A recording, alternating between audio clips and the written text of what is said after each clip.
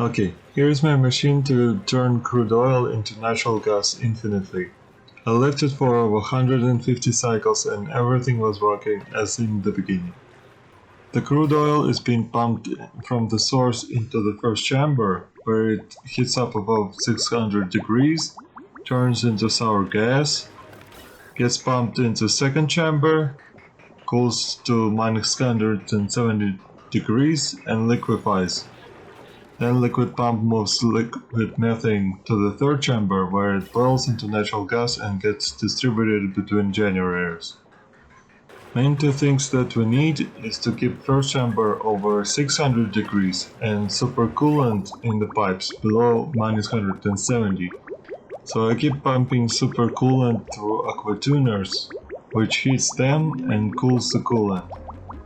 In order to keep tuners from breaking from heat, I installed these Thermo Sensors that send red signal / turn off Aquatuners when the chamber gets over 900 degrees.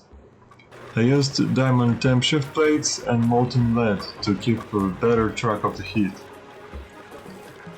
About 1.5 ton of lead was enough for these 12 tiles. Technically you could drop extra oil so the extra sour gas would act as a conductor, but the sour gas has much less thermal conductivity and sensors might not react as fast to the heating. When it gets to 900 degrees, new-coming crude oil will still cool the tuners, but they won't be working enough to cool the coolant below 170 degrees, and the sour gas will keep piling up. So for that, I made this backup cooler on the side that will turn on when the temperature for the first tuner gets to 850. I didn't use same 900 degrees everywhere, so the system won't keep switching rapidly. Also, there are these liquid pipe Thermo Sensors that tell Aquatuner if it needs to cool down the liquid. It has to have this filter gate on the side as a delay, so tuner will cool the liquid under the sensor and not the one that inside it at the moment. I have to say huge thanks to Tony Advanced for introducing me to this concept in the Conquer the Space Biome video. Basically, Aquatuners work forever. Heat up water in this chamber into the steam turbines eat the steam and turn it into water, which gets vented back onto the tuners, cooling them down. Super cool. One steam turbine per Aquatuner is generally enough. Also, you need to cool the steam turbines by making a puddle of liquid below it and running liquid pipes in front of it. Now with the second chamber, I'm not sure how big it should be, but this size did work for my build. It is important to make it vertical, so all liquid methane drops onto the pump.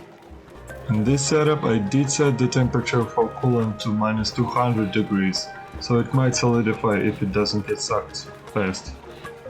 I also made the thermo sensor at below minus 165 degrees, so the pump won't take methane that might vaporize inside the pipe.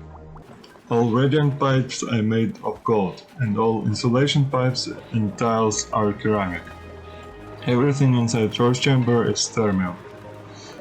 Ceramic does let some heat through, so I made this line to cool off all surrounding area by connecting it to that water. I used pliers mod, so I could add or remove liquids from a line very quickly and manually.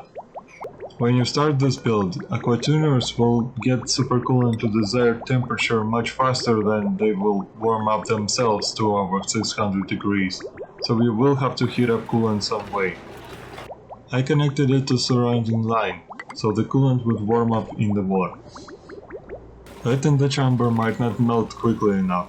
That's bad because then thermo sensors won't pick up the Aquatuner's temperature quickly enough and it might overheat. So I dropped some water, it turned into steam, filled up the entire chamber and melted the lead. Then the gas pumps sent the steam to the second chamber, it got cooled off by supercoolant and it still stays there as ice. By the way, natural gas generators produce water, which you can pump into oil wells to get more crude oil. Okay, I hope this helps. Leave a comment if you have any questions.